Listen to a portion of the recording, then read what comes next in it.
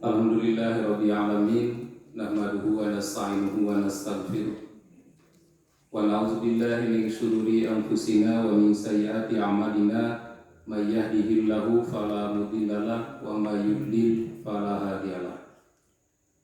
Asyhadu an la ilaha illallah wahdahu la syarikalah wa asyhadu anna Muhammadan abduhu wa rasuluhul ladzi la nabiyya ba'da, amma ba'du. Bapak-bapak, ibu-ibu jamaah Masjid Baitul Mukmin yang insya Allah dirahmati Allah Subhanahu wa Ta'ala. Pertama-tama kita bersyukur kepada Allah sampai pada saat ini Allah masih memberikan kesehatan dan kesempatan, dan alhamdulillah keamanan di saat saudara-saudara kita pada saat ini terus digempur oleh Zionis Israel tanpa henti. Dan update terakhir sekarang memasuki hari ke-20 agresi militer, korban meninggal dunia sudah 6.500 orang lebih. Korban yang cedera 17.000 orang lebih, dan korban yang tertimbun di reruntuhan yang belum bisa dievakuasi itu ada 1.200 orang lebih. Dan nampaknya sampai saat ini belum terlihat mereka akan berhenti membantai rakyat lemah bangsa Palestina, karena memang kalau kita lihat target mereka itu ingin menghilangkan negara Palestina dari muka bumi. Mereka ingin Palestina itu menjadi negara Israel. Bahkan seperti dikemukakan oleh Donald Trump, mereka menginginkan ibu kota atau Yerusalem itu sebagai ibu kota dari negara Israel. Dan tentu saja ini adalah hal yang memanggil perhatian kaum muslimin, karena bagi kita umat Islam, Masjidil Aqsa Palestina itu memiliki sejarah yang panjang. Kenapa kita harus membela Palestina, membela bumi Palestina, membela Masjidil Aqsa? Karena seperti pernah saya sampaikan bahwa masjid yang diperintahkan oleh Allah Subhanahu wa Ta'ala agar dikunjungi itu ada 3. Kata Nabi, la tasyuddur rihal illa ila salasati masajid. Kamu jangan memberat-beratkan untuk rihlah, untuk pergi ke masjid-masjid, kecuali ke 3 masjid saja. Yang pertama Masjidil Haram, yang kedua Masjid Nabawi, dan yang ketiga Masjidil Aqsa. Karena sholat di Masjidil Haram itu sama dengan sholat 100.000 kali di masjid-masjid yang lain. Sholat di Masjid Nabawi sama dengan 1.000 kali di masjid-masjid yang lain, dan sholat di Masjidil Aqsa itu sama dengan sholat 500 kali jika dibanding dengan sholat di masjid yang lain. Dan sekarang kita tidak bisa sholat di situ. Orang yang punya bekal pun, orang yang punya ongkos pun sampai ke sana belum tentu bisa sholat di dalam Masjidil Haram, di dalam Masjidil Aqsa, karena dijaga terus oleh Zionis Israel. Nah, kemudian Masjidil Aqsa juga titik akhir perjalanan Isra dan titik awal perjalanan Mi'raj Rasulullah Shallallahu Alaihi Wasallam.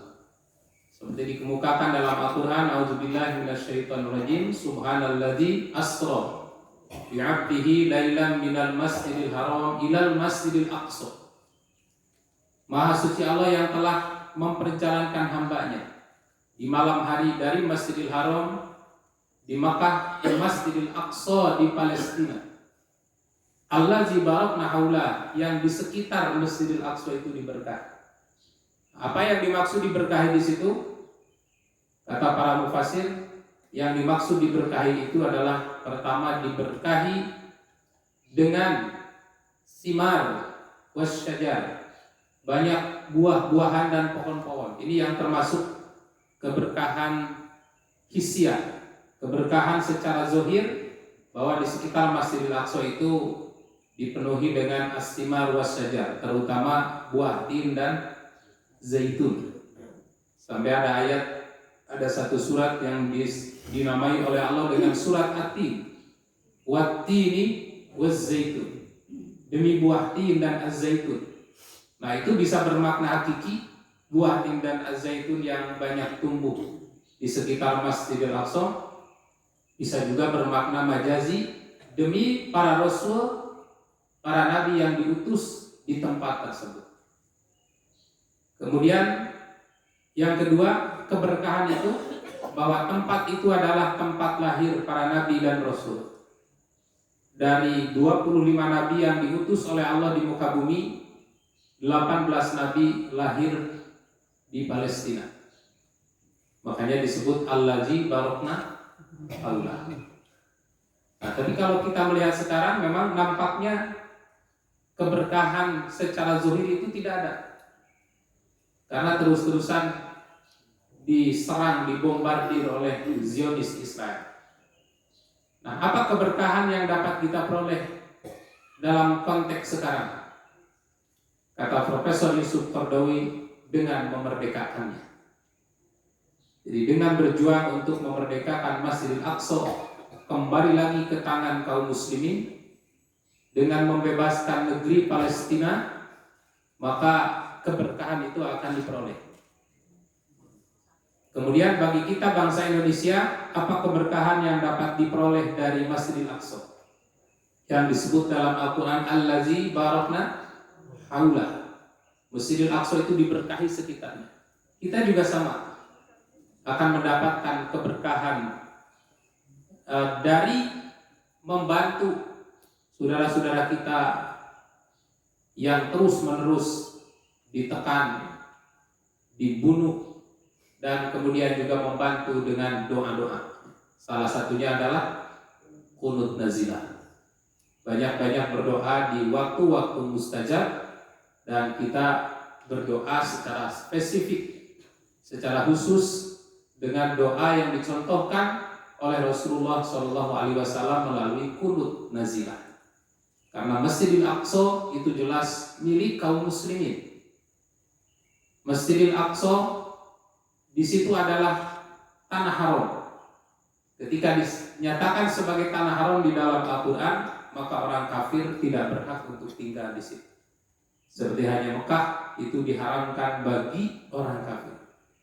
Jadi itulah kenapa kita harus membela Masjidil Aqsa dan mendukung kemerdekaan Palestina, karena kita kaum muslimin tidak akan bisa masuk dan beribadah di sana tanpa Palestina itu merdeka. Jadi bantuan-bantuan yang kita kirim ke sana itu hanya sementara saja. Sementara solusi terakhir ya masing-masing negara itu harus berdaulat. Israel berdaulat, berdiri sendiri tanpa mengganggu kaum muslimin. Kemudian rakyat Palestina juga berdaulat, tidak diganggu oleh Israel. Karena sebenarnya kalau dari peta dunia itu pada asalnya tidak ada negara Israel. Zionis itu tidak punya negara. Mereka hidup nomaden. Dan tiba-tiba dirangkul oleh bangsa Palestina. Tapi seperti kata pepatah dalam bahasa Sunda itu ibarat nulungan anjing kadempet. Karena memang Zionis ini digambarkan oleh Allah dalam Quran seperti seekor anjing. Ketika meminta belas kasihan, dia menjulurkan lidah. Namun pada saat sudah lepas, sudah tertolong, menggigit. Maka persis seperti menolong anjing kejepit. Ketika kejepit, wih ingin ditolong. Pas sudah lepas, menerkam. Nah, dan sekarang terbukti apa yang dikemukakan oleh Quran mereka seperti seekor anjing itu terbukti. Tidak ada belas kasihan. Saya ngeri lihat ibu-ibu ditendang ulu hatinya sampai mental. Tendang lagi belakang kepalanya, masih diinjek-injek terus.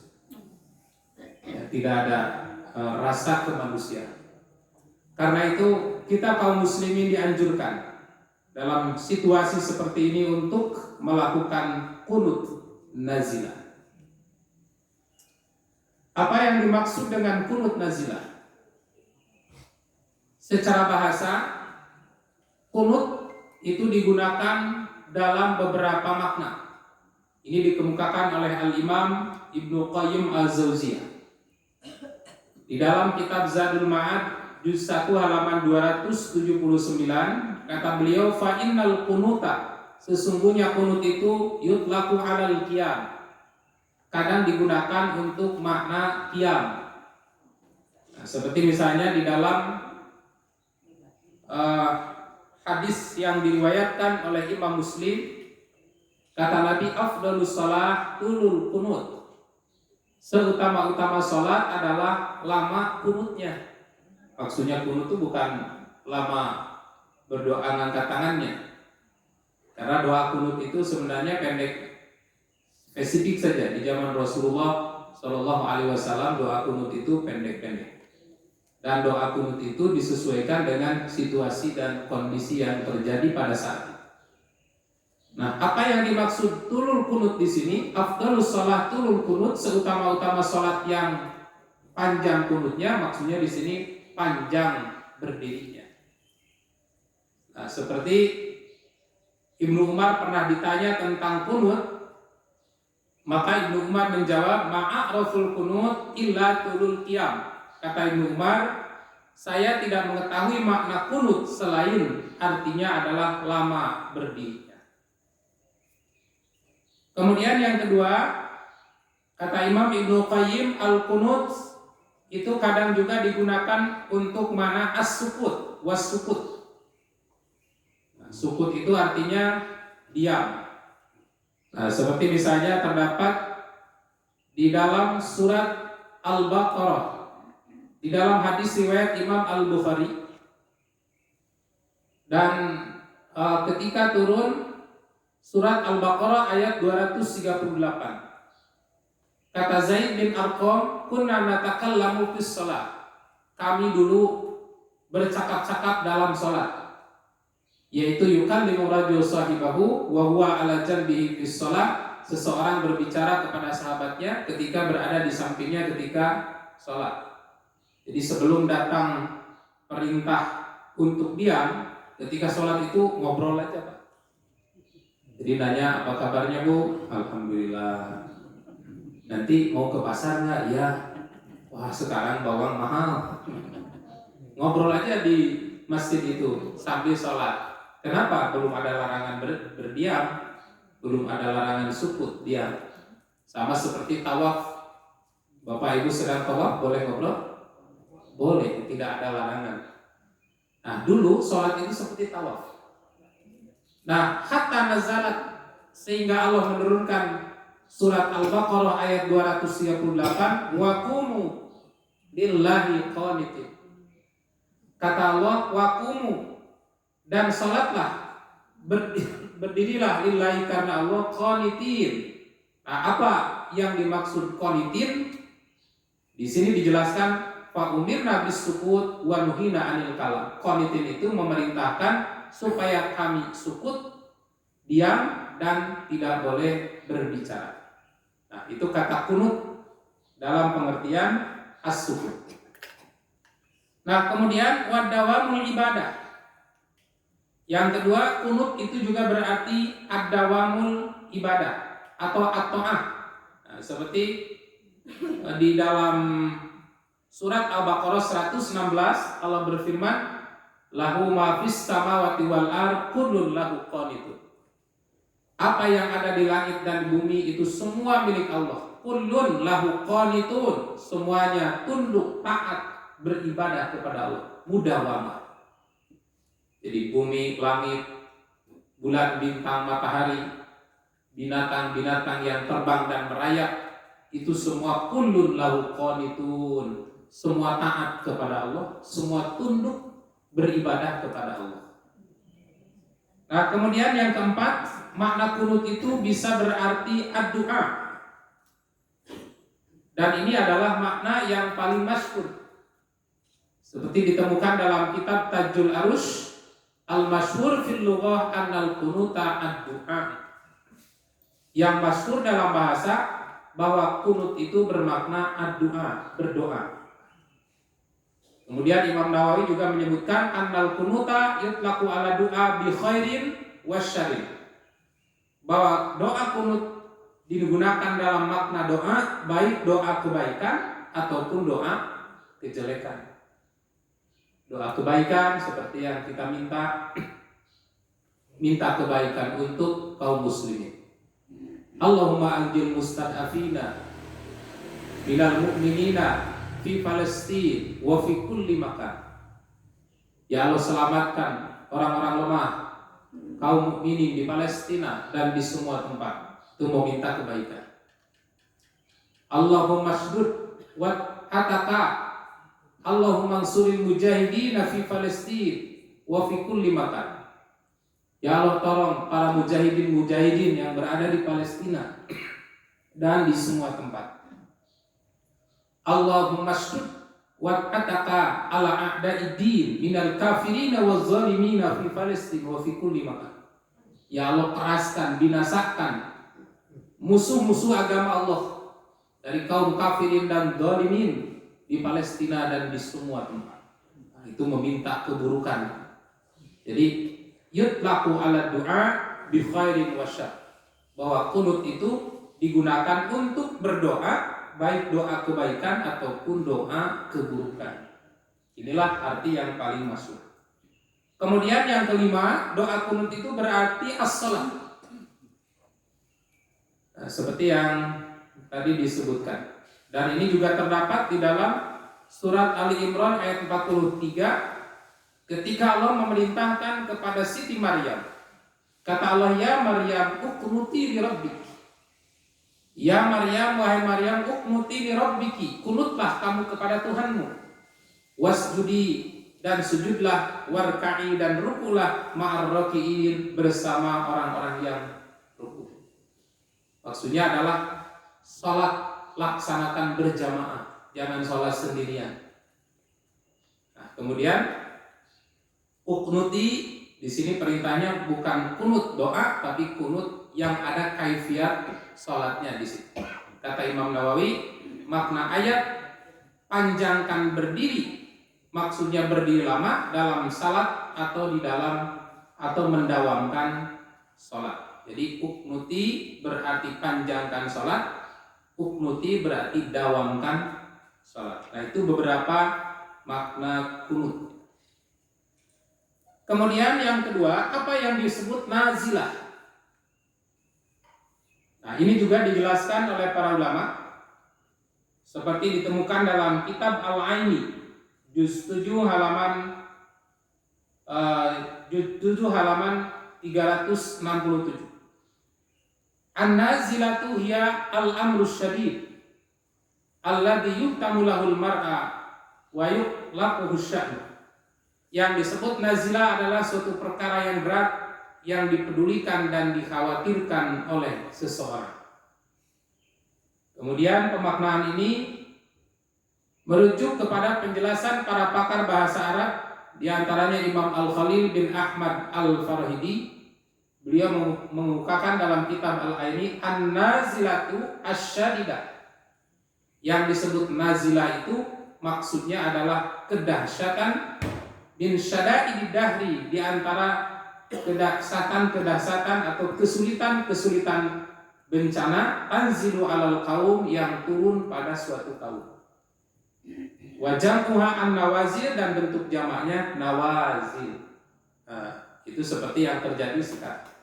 Kenapa kita dianjurkan untuk melakukan kunut nazilah? Karena ini sedang terjadi bencana besar terhadap Islam dan kaum muslim. Jadi peristiwa yang terjadi di Palestina itu tidak bisa dipisahkan dari agama. Karena sekarang banyak yang berkomentar di medsos itu bukan perang agama, itu rebutan tanah. Siapa yang rebutan tanah? Tanah orang direbut. Yang direbut tentu saja harus mempertahankan. Israel itu mau merebut Palestina. Oleh bangsa Palestina dipertahankan. Kira-kira kalau Indonesia dijajah, mau direbut oleh bangsa lain, kita harus jihad nggak? Wajib itu. Karena di dalam Islam mempertahankan kedaulatan tanah air itu bagian dari jihad fisabilillah. Seperti yang pernah saya bahas di dalam pembahasan ta'awun, tolong menolong dengan sesama muslim, termasuk juga perintah berbuat baik kepada orang-orang kafir. Kata Allah, kamu tidak dilarang untuk antabaru wa tuqsitu, berbuat baik kepada mereka selama orang-orang kafir itu tidak menyerang agamamu dan tidak mengusir dari negerimu. Jelas bahasa. Ketika orang-orang kafir itu sudah menyerang agama dan mengusir dari negeri kita, maka itu panggilan jihad fisabilillah. Jadi di dalam Islam mempertahankan kedaulatan negara, mempertahankan tanah air dari serangan-serangan musuh, itu adalah bagian dari jihad yang diperintahkan oleh Allah Subhanahu wa taala. Nah, ditambah lagi bagi dunia Islam, Masjidil Aqsa itu adalah kiblat yang pertama kita pernah berkiblat selama 17 bulan. Dan ketika dipindahkan kiblat kita ke Masjidil Haram pun, kita masih dianjurkan untuk berkunjung sholat di Masjidil Aqsa. Nah, sehingga perang itu tidak bisa dipisahkan dari agama. Ini al-amrus syadid. An-nazilatus syadid min syada'id dahri tanzilu alal qaum. Ini malapetaka yang dahsyat, kesulitan dan bencana yang menimpa suatu kaum, wabil khusus Islam dan kaum muslimin. Nah, maka kita disyariatkan untuk melakukan kunut nazilah. Dan caranya kunut nazilah. Kunut nazilah adalah kunut yang dilaksanakan karena musibah besar. Jadi kesimpulannya, kunut nazilah adalah kunut yang dilaksanakan karena suatu musibah besar yang menimpa kaum muslimin. Caranya adalah dengan mendoakan kebaikan dan keselamatan bagi kaum muslimin, atau mendoakan keburukan dan laknat bagi kaum penindas terhadap kaum muslimin. Kunut nazilah dilaksanakan pada setiap sholat fardu, termasuk sholat Jumat. Apalagi sholat Jumat, jumlah jamaahnya lebih banyak daripada sholat subuh. Dan paling lama kunut ini dilaksanakan selama 1 bulan. Ternyata belum 1 bulan umat Islam sudah menang, ya sudah berhenti. Dan belum menang juga, tamatkan sampai 1 bulan. Begitu sunnah Rasulullah SAW. Sedangkan pelaksanaan syariat untuk melaksanakan kunut nazilah itu ditentukan oleh ulil amri. Nah, tapi ulil amri kita tidak memerintah. Nah, ulil amri di sini siapa? Ya, pemimpin, ditentukan oleh pemimpin. Kata pemimpin, lakukan kunut nazilah. Kita semua melaksanakan kunut nazilah. Pemimpin tidak menginstruksikan, tidak. Tapi presiden tidak memerintahkan. Menteri agama menganjurkan, tidak. Jadi ibu nurut kasahat ini. Nah, dalam konteks sekarang untuk kita di Indonesia, ulil amri itu Majelis Ulama Indonesia. Nah, Majelis Ulama sudah menginstruksikan agar seluruh kaum muslimin melakukan kunut nazilah. Jika Bapak Ibu bergabung dalam ormas Islam, maka ulil amri dalam konteks ibadah itu ketua umumnya. Dan sekarang bukan hanya para ketua umum ormas Islam, bukan hanya Majelis Ulama Indonesia, tapi para a'immah, para imam-imam dunia sudah melakukan dan menganjurkan untuk kunut nazilah. Coba lihat di Masjidil Haram, di Masjidil Aqsa, di mana-mana terus menerus mereka melakukan kunut nazilah. Berdoa kepada Allah untuk keselamatan saudara-saudara kita kaum muslimin, dan berdoa mudah-mudahan al-Yahudil ghasibin, Yahudi yang mau merebut Al-Aqsa itu dibinasakan oleh Allah Subhanahu wa taala. Nah, ketentuan-ketentuan itu berdasar dalil-dalil berikut. Di antaranya hadis yang bersumber dari sahabat Ibnu Abbas. Beliau mengatakan, qanata Rasulullah sallallahu alaihi wasallam syahran mutatabi'an fi zuhri wal asri wal maghrib wal isya'i was subhi fi duburi kulli shalah. Rasulullah sallallahu alaihi wasallam terus-menerus kunut selama 1 bulan, di waktu zuhur, di waktu asar, di waktu maghrib, di waktu isya dan subuh. Setiap akhir salat, yakni iza qala sami Allahu liman hamidah, ketika membaca sami Allahu liman hamidah, kemudian membaca Rabbana walakal hamd minar rakaatil akhirah, dari rakaat terakhir, yad'u alaihim, Nabi mendoakan kecelakaan ala hayyin min Bani Salim, kepada orang-orang dari Banu Salim, kabilah Banu Salim. Kemudian kabilah Riklin, Dakwan, Usayyah dan Makmum, wa yu'aminu man khalfa. Makmum cukup mengaminkan dari belakang. Tidak perlu semua baca kunut. Cukup makmum mengaminkan. Kemudian yang kedua, berdasar hadis dari Abu Hurairah.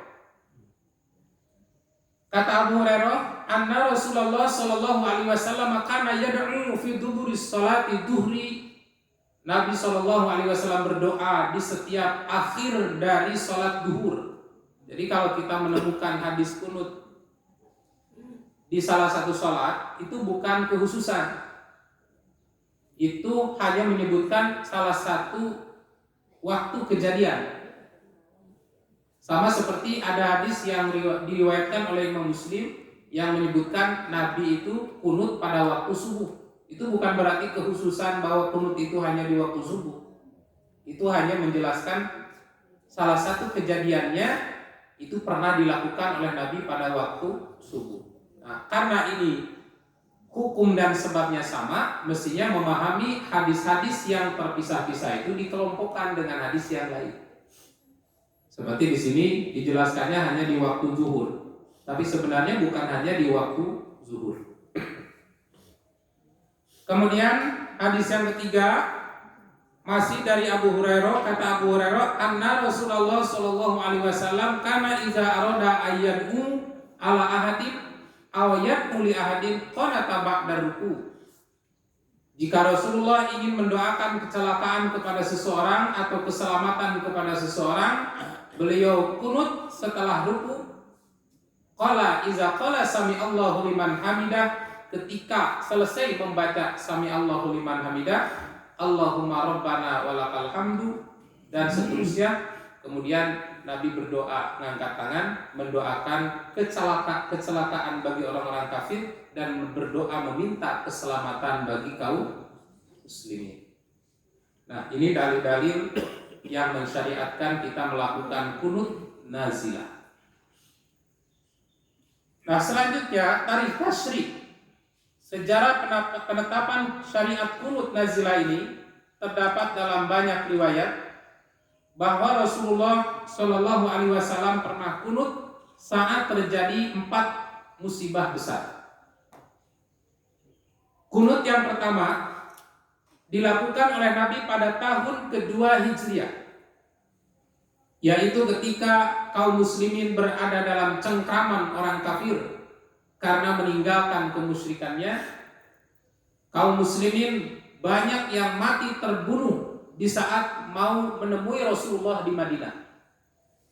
Karena pada saat itu hijrah itu bertahap, jadi tidak semua breng gitu. Nabi dan Abu Bakar mengakhirkan. Jadi 3 hari bertahan dulu di Mekah karena terus dikejar, disisir oleh orang-orang kafir. Sampai Nabi itu harus bersembunyi dulu di Gua Sur. Pernah melihat Gua Sur? Ya. Itu sedong kecil saja, Pak. Jadi hanya setinggi ini kan. Nabi bersembunyi dengan Abu Bakar di bawah. Ini kaki orang kafir. Kelihatan dari atas kepala. Kalau seandainya mereka melihat ke bawah, pasti ketahuan ada Nabi dan Abu Bakar di sana. Sampai Abu Bakar itu ketakutan. Waduh ya Rasulullah, kalau mereka nunduk saja ke bawah, kita udah ketahuan. Tapi apa kata Nabi? La tahzan innallaha ma'ana. Jangan bersedih, jangan takut, Allah bersama kita. Dan ternyata si kafir itu tidak nunduk. Nabi dan Abu Bakar selamat. Padahal kalau nunduk saja langsung ketahuan, karena itu ibaratnya sedong gitu kalau dalam bahasa Sunda. Bukan gua. Malah saya lihat dari jauh juga sudah kelihatan, karena ada batu yang agak terbuka. Jadi dari jarak jauh saja kalau di bawah ada orang itu sudah kelihatan. Tapi di sini Allah menyelamatkan, menjaga keselamatan Nabi dan sahabat Abu Bakar. Nah, kemudian yang lainnya datang bertahap.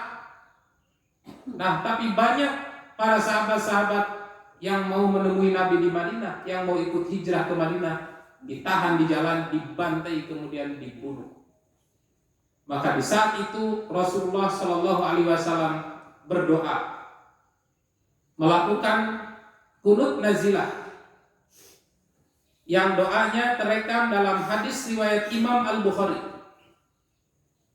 yaitu idza rafa'a ra'sahu minar ruku'il akhirah. Ketika Nabi mengangkat kepala dari ruku terakhir, Nabi berdoa, Allahumma anji Ayyash bin Abi Rabi'ah. Ya Allah, selamatkan Ayyash bin Abi Rabi'ah. Allahumma anjil Salamah bin Hisham. Selamatkan ya Allah Salamah bin Hisham. Allahumma anjil Walid bin Walid. Selamatkan Al-Walid bin Walid. Allahumma anjil mustadhafin. Nah, disebut dulu sahabat-sahabat utamanya. Kemudian Nabi menyebut secara umum, berdoa secara umum. Allahumma anjil mustad'afin minal mu'minin. Ya Allah, selamatkan kaum lemah dari kaum mukminin. Nah, sekarang kita tambah fi Palestina, di Palestina. Tambah lagi, lebih jauh lagi. Wa fi kulli makan, dan di semua tempat. Allahumma shdud wat'ataka ala mudar. Ya Allah, keraskan, timpakan kerasnya siksaanmu kepada Arab Mudar. Itu bangsa Arab yang paling membangkang saat itu. Allahumma ij'al sinina kasini Yusuf. Ya Allah, jadikan mereka, timpakan kepada mereka peceklik seperti pecekliknya pada zaman Nabi Yusuf, yaitu diberi kemarau panjang selama 7 tahun. Dan doa ini juga banyak dibacakan oleh para imam ketika kunut nazilah sekarang. Tapi menurut hemat saya tidak perlu doa ini dibaca, karena kalau kemarau panjang terus-terusan, yang menderita bukan hanya Zionis Israel, nanti saudara Muslim Palestina juga sama, karena berdekatan kan itu. Dan itu pernah terjadi di zaman Nabi, ketika Nabi mendoakan ini, ternyata yang menderita bukan hanya orang Arab Mudar, termasuk para sahabat juga. Ya Rasulullah, halakatil amwal wan qata'atis subul. Harta-harta kami hancur pertanian hancur, unta-unta pada mati, wan qata'atis subur, dan kami tidak bisa melakukan perjalanan. Berdoalah kepada Allah ayyubisana, supaya Allah menurunkan hujan kepada kami. Nah, itu terkena pengaruh oleh doa Nabi.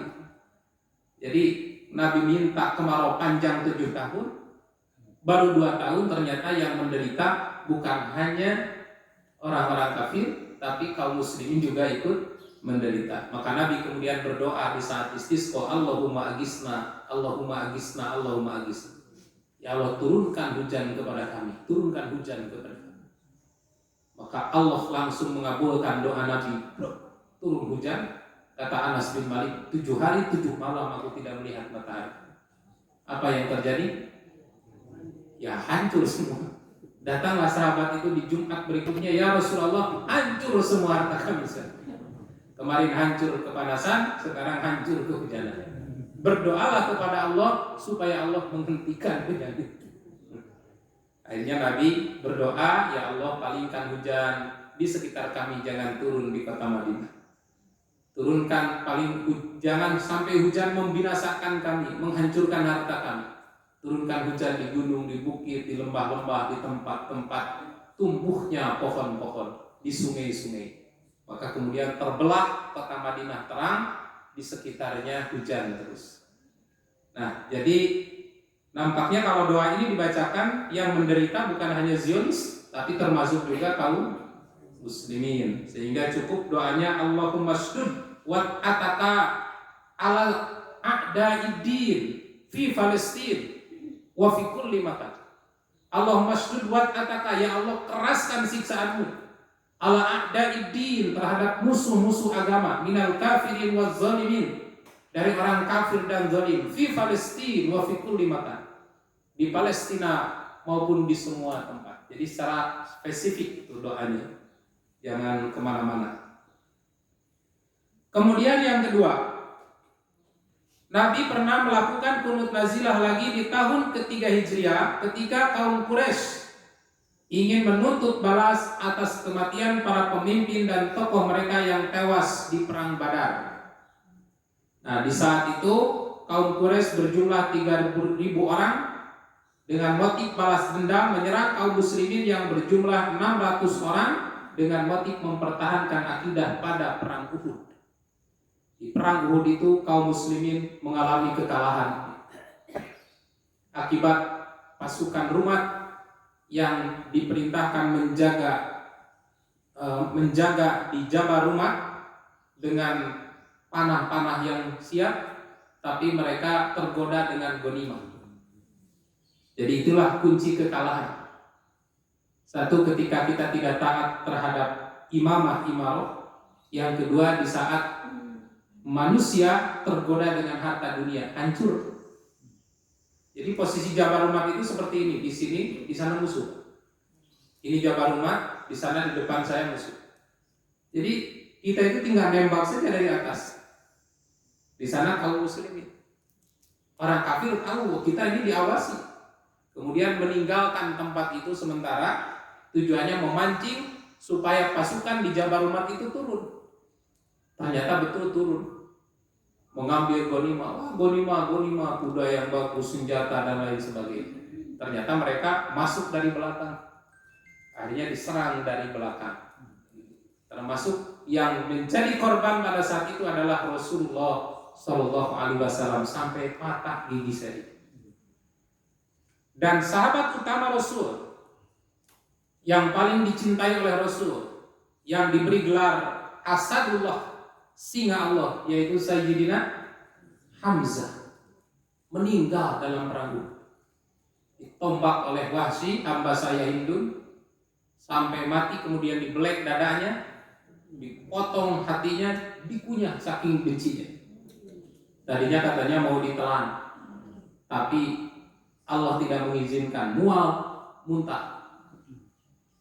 Maka saat itu Rasulullah Shallallahu Alaihi Wasallam berdoa, mendoakan keselamatan untuk kaum muslimin dan mendoakan kebinasaan untuk orang kafir. Dalam doanya Rasulullah berdoa, Allahumma an fulan wa fulan, disebut satu-satu. Ya Allah, laknat si fulan, laknat si fulan, laknat ini, laknat ini.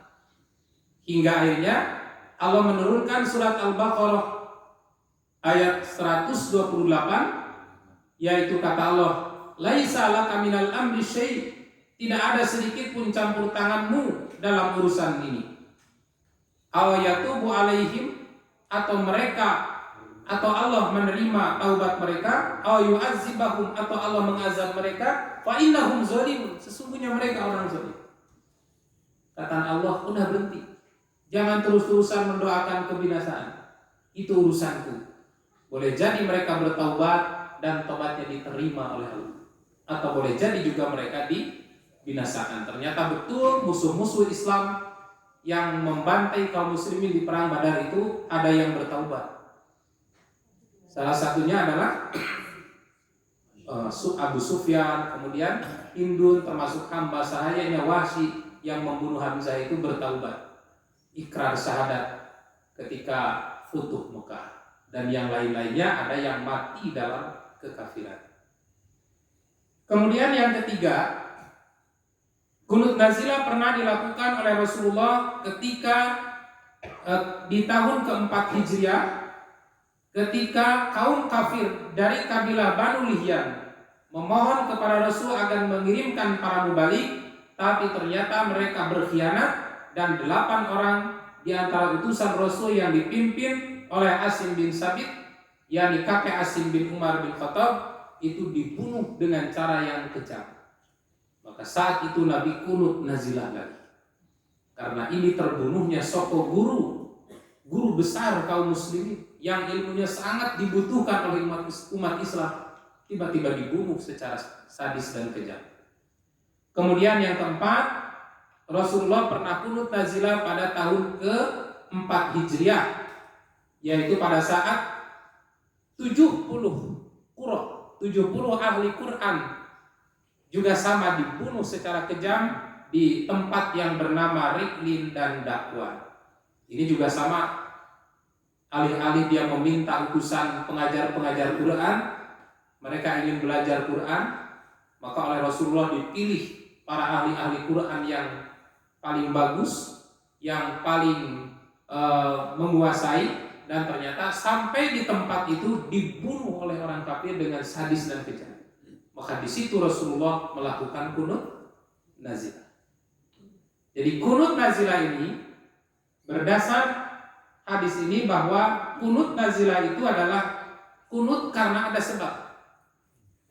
Ada sebab ada qunut, tidak ada sebab tidak ada qunut. Ada nazilah yang menimpa Islam dan kaum muslimin, termasuk musibah yang menewaskan para sokok guru, maka di situ disunahkan untuk melakukan qunut nazilah. Dan ketika musibah itu sudah tidak ada, an-nazilah syadid, ya, kalau musibah ada setiap hari juga ada. Bapak Ibu tersandung batu, musibah bukan? Musibah. Bapak Ibu punya hutang, musibah? Musibah juga. Bapak Ibu sakit, musibah? Musibah juga. Tapi tidak syadid kan gitu. Nah, an-nazilah itu ketika an-nazilus syadid, ketika musibah itu sangat keras dan kaum muslimin tidak berdaya untuk melawan, maka disitulah kita melakukan qunut nazilah.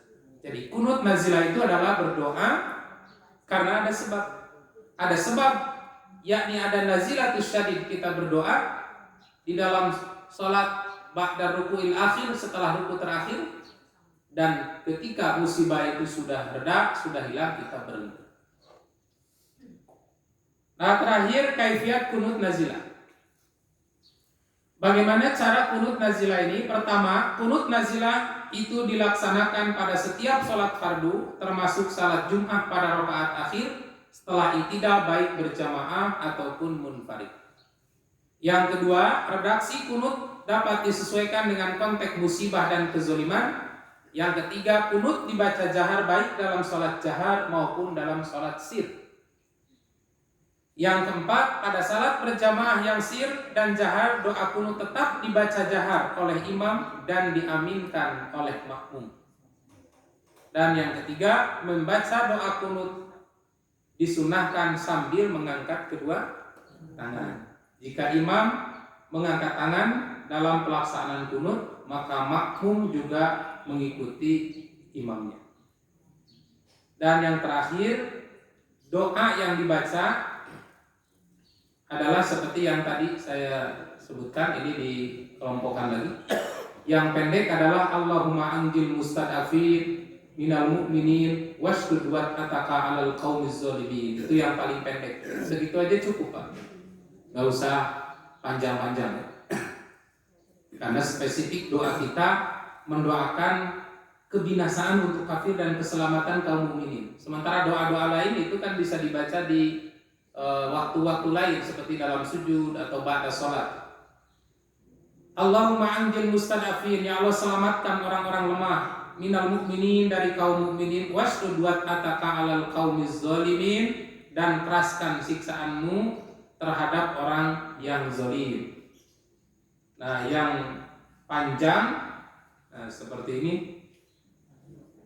Allahumma anjil mustadafin minal mu'minina fi Palestina wa fi kulli makan. Ditambah itu, kalau di tempat lain tentu bukan fi Palestina. Misalnya seperti dulu fi Rohingya wa fi kulli makan, fi Uighur wa fi kulli makan. Jadi disesuaikan dengan tempat kejadian. Washdud wat'ataka 'alal qaumiz zalimin, dan keraskan siksaanmu terhadap kaum zalim. Allahumma ansur al-mustad'afina minal mu'minina fi Palestina. Ya Allah, tolonglah kaum muslimin yang lemah di Palestina. Allahumma ansuril mujahidina fi Palestina wa fi kulli makan.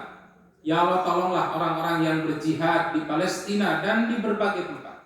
Allahumma ansuril muslimin al-mustad'afin fi kulli makan. Ya Allah, tolonglah orang-orang muslim yang lemah di berbagai tempat. Allahumma shdud wat'ataka 'ala a'da'iddin minal kafirin waz zalimina fi Palestina wa fi kulli makan. Ya Allah, keraskanlah siksaanmu kepada musuh-musuh Islam, orang-orang kafir yang zalim di Palestina dan di mana saja. Nah, itu yang panjang.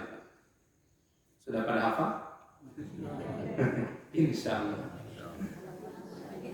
Nah, jadi kalau tidak apa, udah aja yang pendek. Allahumma anjil mustadafin, ditambah fi Palestin wa fi kulli makan minal mu'minin washdud wat'ataka 'alal qaumiz zalimin. Sakitu Allahu Akbar, langsung sujud. Nah, Bapak Ibu yang saya hormati, itulah ulasan memperkuat bahwa saat ini Allah memanggil kita untuk sama-sama mendoakan saudara-saudara kita yang sedang dibantai di Palestina setiap hari. Jadi menyambut pagi kita dengan azan dan kajian kuliah subuh, mereka menyambut pagi dengan suara bom yang terus-menerus diluncurkan oleh Zionis Israel.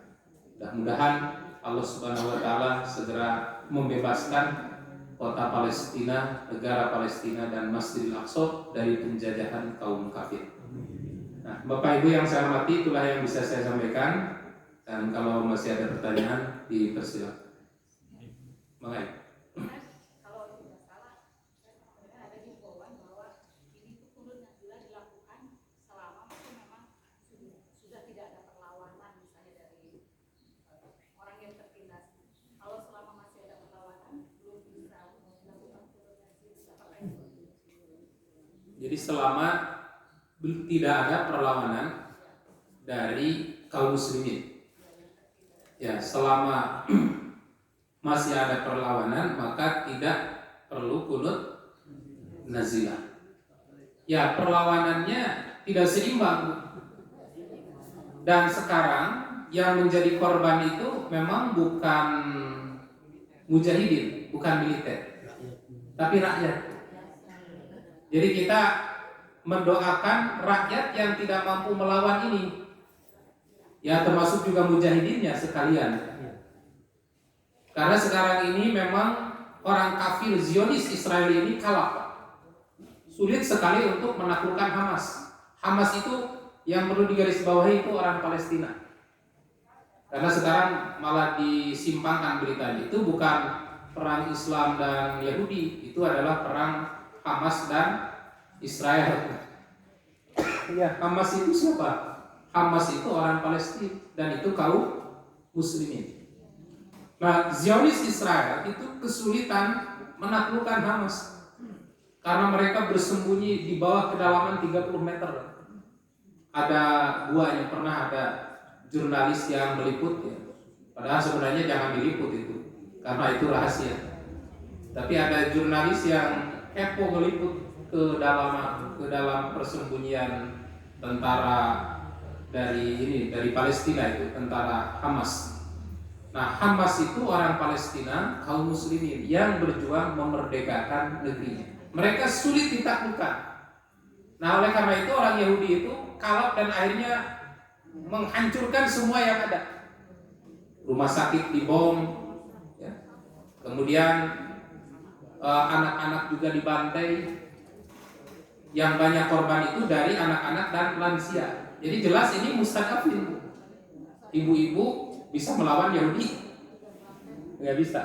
Nah, maka kondisi ini sudah menuntut qunut nazilah karena kaum muslimin sudah tidak bisa melawan. Wabil khusus adalah kaum muslimin mustadafin. Makanya doanya Allahumma anjil mustadafin minal mu'minin. Selamatkan muslimin yang lemah, mukminin yang lemah. Ini mustadafin yang menjadi korbannya. Jadi kalau melihat kondisi sekarang itu sudah waktunya untuk melakukan qunut nazilah. Gitu. Kamera. Alhamdulillah. Mudah-mudahan kajian pagi ini menjadi ilmu yang bermanfaat untuk kita semua. Aku qouli hadza wa astaghfirullah li wa lakum. Wassalamualaikum warahmatullahi wabarakatuh.